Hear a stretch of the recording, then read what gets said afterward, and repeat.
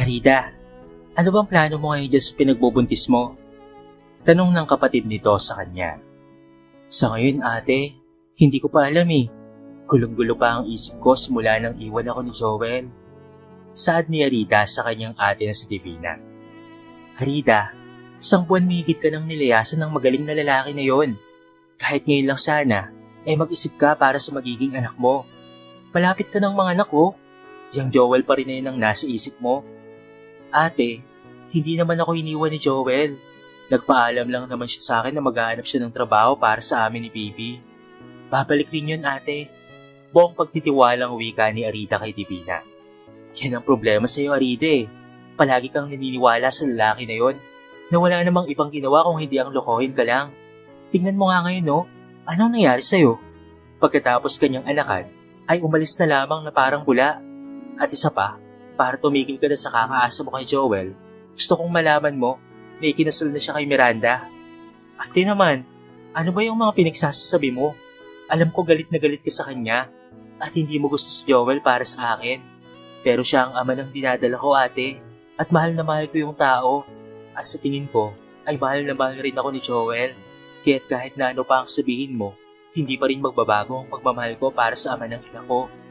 Matigas na saad ni Arida sa kanyang ate. Arida, kahit kailan hindi ako namili ng lalaki na gusto mong mahalin at makasama habang buhay. Ang gusto ko lang naman ay imulit mo ang mata mo sa katotohanan na hindi ikaw ang pinili ni Joel kung hindi si Miranda. Taas ang sabi ni Divina sa kanyang kapatid upang ito ay matauhan. Ate, kilala ko yung sinasabi mong Miranda. Dati niya yung karelasyon pero ate matagal na silang hiwalay noon. Ako na ngayon ang mahal ni Joel. Kaya tigilan mo na yung kakasabi na ikakasal na yung dalawa dahil most hated person yun ni Joel si Miranda. Paniniwala pa ni Arida. Tigas talaga ng ulo mo Arida. Tigil na sabi ni Divina habang binubuksan ang kanyang laptop at tila ba may kung ano itong gustong ipakita sa kanyang kapatid. Maya-maya pa, o yan, tingnan mo Arida, di ba si Joel Miranda yan? Ngayon mo sabihin sa akin na hindi totoo ang lahat ng mga sinasabi ko sa'yo. Galit na bulyaw ni Divina sa kanyang kapatid. Unti-unti namang sumilay ang mga luha sa mga mata ni Arida. Hindi totoo yan. Garalgal ang tinig niya at tuluyan nang napahagulgol sa pagkabigla at sakit na nararamdaman ng mga sandaling yun. Bakit? Sabi niya sa akin ay mahal na mahal niya ako. Nararamdaman ko yun. Usal niya habang patuloy ang kanyang pag-iyak. Kung mahal ka ng lalaking yan, Arida, bakit kanya iniwanan at nagpakasal siya sa iba? Diyos ko naman, Arida, buksan mo na yung mga mata mo. Hanggang kailan ka ba aasa sa wala? Lalo mo lang sinasaktan ang sarili mo sa pagkakalang babalikan ka pa ng Joel na yan. Ito na yung patunay, oh. Gigil na sabi ni Divina sa kanyang nakababatang kapatid. Tuluyan nang napahagulgol si Arida. Bakit ate? Usal ni Arida. Arida, huwag kang magpadala sa emosyon at damdamin mo. Isipin mo ang kapakanan mo at ng magiging anak mo. Ayaw ko na sanang ipaalam ito sa iyo eh. Ngunit ayaw kong habang buhay kang umasa sa wala. Tatagan mo ang loob mo. Nandito lang ang ate para sa iyo. Hindi kita pababayaan. Kayo nang magiging anak mo. Pangako ni Divina sa kanyang kapatid. Hindi ko alam kung paano ko sisimulan ang buhay ko ngayon. Dahil sa nalaman ko, buwang tiwala kung babalikan niya ako. Pero ano nangyari? Paano ko nabubuhayin ang anak ko ngayong napakahirap din ang buhay natin? Umiiyak pa rin wika ni Arida. Narito ako para sa iyo, Arida. Hindi kailangan ng anak mo ng isang amang manloloko. Galit na sabi ni Divina. Naiintindihan ko ang mga sinasabi mo sa akin, ate. Pero hindi ako matatahimik hanggat di ko nakakausap si Joel. Marami akong tanong sa aking isipan na tanging siya lamang ang makakasagot. Saad pa ni Arida. Ano pa bang gusto mong malaman, Arida? Hindi pa sapat sa'yo yung malaman na naikasal na siya sa iba? Huwag mo nang ipagpilitan pa ang sarili mo sa lalaking iniwan ka na. Bigyan mo naman ng kaunting dignidad ang sarili mo. Inis na usal ni Divina sa kanyang kapatid. Pero may anak kami ate. Matigas na sabi ni Arida. Anak? Yan ba ang pinagmamalaki mo para makuhang muli ang walang kwentang lalaki na yon? Di ba iniwanan ka na nga niya sa ere at nagpakasal na siya sa iba? Mahirap bang intindihin yon, ha Arida? Pahulit-ulit na tayo. Kalimutan mo na yung Joel na yan. Ang intindihin mo na lamang ang batang nasa sinapupunan mo. Arida, Sa ayaw at sa gusto mo, kakalimutan mo na yung lalaki na yan. May pangalan yan dito sa pamamahay ko, ay ayaw ko nang mabanggit-banggit mo ha. Matigas na utos na Divina. Parang natauhan naman si Arida sa sinabing iyon ng kanyang ate Divina. Napagtanto niyang tama ang kanyang kapatid. Kaya kahit mahirap kalimutan ng lalaking kanyang pinakamamahal, ay pilit niya itong iwinaksi sa kanyang buhay at isipan. Lumipas ang ilang linggo, at dumating na ang araw ng panganganak ni Arida. Ngunit ang dapat sana'y masayang pagsalubong nilang magkapatid sa bagong miyembro ng kanilang pamilya, ay isa palang hindi inaasahang trahedya. Naaksidente ang kanyang ate Divina, dahilan upang kaagad itong bawian ng buhay. Sobra-sobrang pagdadalamhati ni Arida sa pangyayaring iyon. Hindi niya alam ang kanyang gagawin ng mga oras na iyon.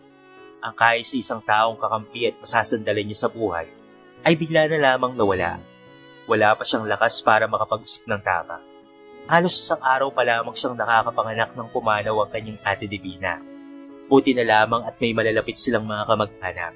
At ito ay tumulong sa kanya para sa pagpapalibing ng kanyang kapatid. Ngunit siya ay nananatiling nasa ospital. Dahil bukod sa kailangan niya pang magpalakas, ay wala pa siyang pambayad sa ospital kung saan siya nanganak. Muling umagos ang mga luha sa mga mata ni Arida. Halo-halong lungkot at habag sa sarili ang kanyang nararamdaman mga sandaling iyon.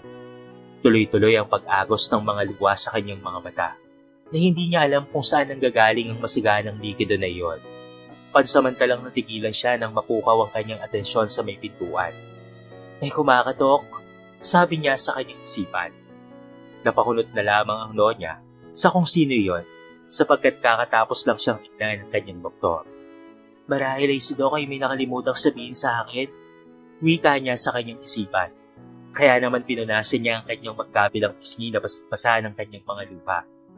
Natigilan na lamang si Arida nang tumambad sa kanya ang pamilyar na mukha. Joel? Usal niya sa lalaking nakatayo ngayon sa kanyang harapan.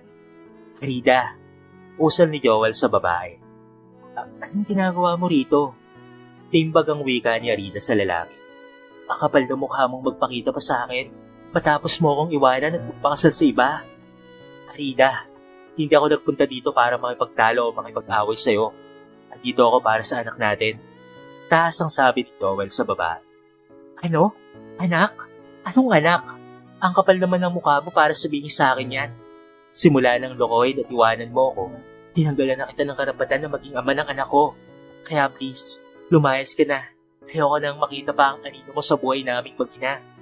Galit na wika ni Arida sa lalaki. Alam kong walang kapatawaran ang ginawa ko sa iyo, Arida. Pero gusto ko lamang masigurado ang kinabukasan ng bata. Ako ang tatay niya. Kahit ano pa ang sabihin mo. Kaya wala kang karapatang ipagkait sa akin yon, Arida. Mataas ang boses ni Joel ng mga sandaling iyon. Dadaan ka muna sa ibabaw ng bangkay ko bago mo makuha ang bata sa akin. May pagbabantang saad ni Arida. Naputol ang mainit nilang pag-uusap nang may isang babaeng pumasok sa loob ng kwarto. Han, tapos na ba kayong mag-usap? Nahihilo na ako eh. Sabi ang init dito. Wika ni Miranda habang pinapaypay ang mga daliri sa kanyang at iniikot ang mabibilog na mga mata sa loob ng kwarto. Arida, pumayag ka na. Para rin ito sa ikabubuti ng anak natin. Muling saad ni Joel. Diyos ko, Arida, gamitin mo naman yung utak mo, no? Sa tingin mo, mapibigyan mo ng magandang kinabukasan yung anak niyo ni Joel? Sa trabaho ngang matino, wala ka ngayon eh. Baka mamatay lang sa gutom ang bata sa poder mo. Mayabang na saad ni Miranda kay Arida. Wala akong pakialam sa yaman na meron ka, Miranda. Dahil alam ko naman na yan lang ang meron ka. Kung kaya't pilit mong inaagaw ang lahat ng meron ako. Kung naagaw mo sa akin si Joel, pues, hindi mo makukuha ang anak namin. Matigas na sabi ni Arida. Oh, come on, Arida. Huwag kang magpiling matapang dyan na para bang kaya mo na ang sarili mo. For all we know, sa ate mong si Divina ka lang din naman umaasa. Sarkastikong saad ni Miranda sa kanya. Kahit anong sabihin mo, Miranda, hindi ko ibibigay sa iyo ang anak ko. Kahit makakaalis na kayo ni Joel. At huwag na kayong babalik pa. Okay, sige. Sa ngayon ay aalis kami. Pero huwag kang magpakasiguro na hindi na namin babalikan ng bata, Arida, ha? Kukunin namin ang bata dahil may karapatan rin si Joel sa anak mo. Kung ayaw mong ibigay sa amin yan ng matiwasay, sa korte na lang tayo magkita. Sad lang matapang na si Miranda. Kung ako sa'yo, Arida, papayag na ako kapalit ng perang ibibigay namin sa'yo. makakapagsimula ka ng panibagong mong buhay. Bulong pa ni Miranda bago tuluyang lumabas ng kwarto. Napaluha na lamang dahil sa halo-halong emosyon si Arita. Totoo naman kasi ang mga sinabi ni Miranda. Sa kanilang dalawa ni Joel, mas magiging maayos ang buhay ng kanilang anak. Pero isipin pa lamang niya na mawawala sa kanya ang tanging dahilan kung bakit siya lumalaban sa buhay, ay hindi na niya kaya. Pero paano ang gagawin ko? May pambayad dito sa ospital para makalabas kami ng anak ko. Eh wala, umiiyak na sabi ni Arita sa kanyang sarili. Lumipas pa ang isang linggo. Paulit-ulit na pinupuntahan si Arita ng billing department ng ospital para sa kanyang bayad dito dahil for discharge na silang mag-ina. Ngunit wala siyang masabing dahilan. Pinatayan na rin sila ng aircon ng ospital at wala na rin siyang supply ng pagkain mula rito. Walang nagawa si Arita kung hindi kontakin si Joel upang humingi ng tulong at kapalit noon ay ang pagpapaubaya niya sa kanyang anak na makuha ito sa kanya. Pikit patang tinanggap iyon ni Arita. Ibibigay mo rin pala sa amin ay pinatagal mo pa. Mataray na wika ni Miranda. Para sa kaalaman mo, Arita, nabayaran na namin ang bills mo. Ito na ang pera, tulad ng sinabi namin sa'yo. Sana ay tumupad kas pinag-usapan natin ha. Di mo na kami guguluhin pa. At mula sa araw na ito, ay wala ka ng karapatan sa anak natin. Matigas na sabi ni Joel sa kanya. Joel, Miranda, parang awa nyo na. Hayaan nyo naman na makasama ko ang anak ko. Pakiusap ni Arita sa dalawa. Ano? Nakakalimutan mo na kaagad ang kasunduan natin? Kapalit ng pera na hawak mo ngayon ay ang pagpapaubaya mo sa anak nyo ni Joel. Pagpapaalala ni Miranda sa kanya. Ayoko ng pera, Joel. Kaya please, nakikiusap ako sa iyo. Huwag mo sa akin nilayo ang bata. Umiiyak na usal ni Arita. Pero paano, Arita? Eto ang kasunduan natin, hindi ba? Saad ni Joel na naiinis sa kanya. Gawin niyo akong katulong sa bahay niyo. Makita ko lang ang paglaki ng anak natin. Pangako, hindi ako magpapakilala sa kanya na ako ang tunay niyang ina. Kaya please, huwag niyong ilayo sa akin ng bata. Saglit na natigilan si Joel sa sinabing iyon ni Arita at tumingin sa kanyang asawang si Miranda. Nababaliw ka na ba, Arita? At bakit naman kami papayag sa gusto mo? Maarting wika ni Miranda. Teka lang, Miranda. Okay, sige. Pumapayag na ako sa gusto mo, Arita. Pero sa oras na malaman ko na sumira ka sa usapan natin, hindi mo na makikita pa ang bata kahit kailan. Wika ni Joel sa kanya. Ano? Pumapayag ka, honey? Hindi natin sigurado kung tutupad pa sa usapan yung babae na yan. Saad ni Miranda, sabay turo sa pagmumukha ni Arita. Huwag kang mag-alala, honey. Hindi gagawin yun ni Arita dahil alam niya ang mangyayari kapag hindi siya tumupad sa usapan naming dalawa. Kumpiyansa na sabi ni Joel na nakangiti pa, na para bang nauuyam sa dalaga. Ganon nga ang nangyari. Namasukan si Arita bilang kasabahay sa pamilya nila Joel at Miranda. Dahil doon ay nasubaybay niya ang paglaki ng kanyang inang si Jenica. Ngunit sa kasamaang pala, lumaki itong may taglay na kasamaan ng pag-uugali. Bukod sa napaka-arte nito at ubod pa ito ng pagkamaldita, ay palagi pa siyang minamaltrato. Ano ba naman yun, Manang? Bakit mo pa nilaban ang damit na susuotin ko mamaya, ha? Pulyaw ni Jenica kay Arita. Naku, pasensya ka na po, Ma'am Jenica.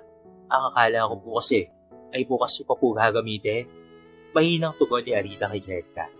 Jenica, anak, anong nangyari dito? Ang boses mo napakalakas. Abot hanggang sa salas natin. Usisa ni Miranda sa anak habang nakatingin ito kay Arita. Ay paano ba naman kasi, Mami? Itong katulong natin, simpleng extraction ng alak, hindi pa kayang magawa ng ayos. Mataray na sagot ni Jenica sa kanyang mami. Saglit nga, ano pa kasi ang nangyari, Arita? Ma'am Miranda, nagkamali po kasi ako sa pag-iintindi sa mga inutos po ni Ma'am Jenica. Nalimutan ko pong unahin po yung damit na gagamitin niya. Paliwanag ni Arita. So parang ako pa yung may kasalanan dito. Ang sabihin mo, pahina lang talaga yung utak mo. Pahina kang umintindi. Palibasa utak at tulong ka kasi. Usal ni Jenica. Jenica, stop it. Lumalampas ka na sa mga sinasabi mo. Saway ni Miranda kay Jenica. Pero ma'am, isasabihin pa dapat si Jenica. Ngunit pinutol na iyon ni Miranda. Shut up, okay? Mataas ang boses ni Miranda sa anak. Walang nagawa si Jenica kung hindi ang padabog na lamang na umalis sa harapan ng dalawa. Salamat, Miranda. Wika ni Arita dito. Huwag kang magpasalamat sa akin dahil naririndi lang talaga ako sa araw-araw na pangbubulyaw sa'yo ni Jenica. Kaya kung pwede lang, ayusin mo naman yung trabaho mo para naman hindi ka nasisigawan ng anak ko. Pangilsultong wika ni Miranda kay Arita. Sorry, mahinang usal na lamang ni Arita. Walang magagawa ang pasori-sorry mo, Arita. Pag sinabi ni Jenica sa papa niya na palayasin ka, usal ni Miranda na nakangiti ng may kahulugan. Dahil sa iyong matanda ka, pinapagalitan ako ni Mami sa harapan mo. Kaya umanda ka ngayon, wika ni Jenica sa salita, habang nagpupupoy sa galit ang malditang dalaga. Manang Arita, wika ni Jenica. Yes po, ma'am. Nagmamadaling lumapit si Arita sa dalaga, habang nagpupunas ng pasang kamay sa apron. Pwede bang kunin mo muna yung mga gamit ko sa kwarto? Wala na kasi akong ibang maisuot kasi nagamit ko ng lahat. Ha? Kanina ko pa lamang po nilaban ang mga gamit nyo. Nilaban? Ha? Saan? Pagmamangmanga ni Jenica. Nalaban ko na po. Hali kayo at tignan niyo po sa likuran ng bahay nyo. Sagot ni Arita. At agad naman silang pumunta sa likod bahay. At gulat na lamang si Jenica sa kanyang nakita. OMG! Manang, anong ginagawa mo sa mga gamit ko? Bakit yung mga puti damit ay may mga mancha na? Ma'am Jenica, hindi ko po alam kung ano po ang nangyari. Arita, anong hindi mo alam? Ikaw lang naman ang naglalaban ng mga damit ko. Galit na sabi ni Jenica kay Arita. Hindi ko nga maintindihan kila Mami kung bakit ayaw ka pa niyang tanggalin sa trabaho. Napaka-boba mo naman. Paglalaban na nga lang, hindi mo pa maayos. Sigaw ni Jenica kay Arita, habang isa-isang binabato ng dalaga si Arita ng kanyang mga damit na namantsahan. Awang-awa si Arita sa kanyang sarili, sapagkat ito ang kinalabas ang pag-uugali ng kanyang anak. Nasasaktan siya sa tuwing ginagawa nito iyon sa kanya. Nabalitaan ni Joel ang ginagawang iyon ni Jenica, kaya naman agad niyang tinignan sa kanyang sisi ang totoong nangyari sa damit ng dalaga. Nagulat na lamang ang ama ni Jenica sa ginawang pag-set up ng anak sa sarili nitong ina. Awa at habag ang nararamdaman ni Joel ng mga sandaling iyon. Alam niya ang naging sakripisyo ni Arita para lamang makasama ang kanyang anak si Jenica habang ito ay lumalaki at nagkakaisip. Kaya naman agad niyang kinausap si Miranda patungkol dito. Anong sabi mo? Sasabihin mo na kay Jenica ang totoo? Singal ka agad ni Miranda matapos sa kanyang sabihin ni Joel ang plano nito. No, hindi ako papayag sa gusto mo mangyari, Han. After all, si Arita naman ang nagpresenta na maging kasambahay natin, hindi ba? So bakit tayo naahawa sa kanya? Pagpuputol ni Miranda. Hoy, umpisa pa lang ay may pagkakamali na tayong dalawa kay Arita. Ang tanging gusto lamang niya ay makasama ang kanyang anak na pinagkait natin sa kanya noon. Siguro naman oras na para itama natin ang lahat ng pagkakamali natin sa kanya. Kailangan nang malaman ni Jenica kung sino ang tunay niyang ina. Nang sa gayon ay respeto at igalang niya si Arita. Hindi pa natatapos ang pag-usap nilang mag-asawa nang biglang dumating si Jenica. Tunay na ina? Anong ibig niyong sabihin, Dad? Nagugulang tanong ni Jenica nang hindi sinasadyang marinig dito ang kaputol ng sinasabi ni Joel kay Miranda. Jenica, kanina ka pa ba dyan? Tanong ni Miranda sa dalaga. Halos kakarating ko lang po, Ma. Pero narinig ko po yung sinabi ni Daddy. Ampon niya lang po pala ako. Sino po ang tunay ko pang magulang? Saan po ba sila? Sunod na tanong ng dalaga nang mag-umpisa ng mag-hysterical. Jenica, calm down. Utos ng kanyang amang si Joel. How can I calm down? All of a sudden, malalaman ko na hindi pala kayo ang tunay kong mga magulang. Umiiyak sabi ni Jenica sa dalawa. Okay, sige. Una sa lahat, Jenica, hindi ko gusto ang ginagawa mong pambabastos kay Arita. Mataas ang boses na sabi ni Joel.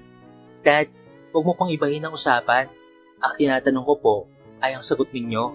No, Jenica, hindi ko iniiba ang pag-uusap natin dahil ang taong sinisigawan mo at pinabastos ay ang tunay mong ina. Taas ang sabi ni Joel kay Jenica. What? Gulat at hindi makapaniwalang usal ng dalaga. No, hindi maaari ito. Hindi totoo yan. Galit ka lang talaga sa akin, Dad. Kaya mo nasasabi yan. This can't be happen. No. Sigaw at pagtatanggi ni Jenica sa nalaman. It's true, Iha. Hindi ako ang tunay mong ina. Anak ka ng daddy mo kay Arita. May hinahong saad ni Miranda kay Jenica. Samantala, isinalaysay niya na ang lahat ng pangyayari. Nabuntis ka si Arita. Subalit ako ang pinakasalan niya dahil ako ang minamahal ng daddy mo. Ngunit nang malaman naming baog ako, ay kinuha ka namin ng daddy mo kay Arida dahil wala nang pag-asang magkaanak pa kami. Paliwanag ni Miranda. Tama ang daddy mo na sabihin na sa iyo ang katotohanan dahil sobra-sobra na ang sakripisyo at paghihirap na tinis ni Arida. Makasama ka lamang habang lumalaki ka.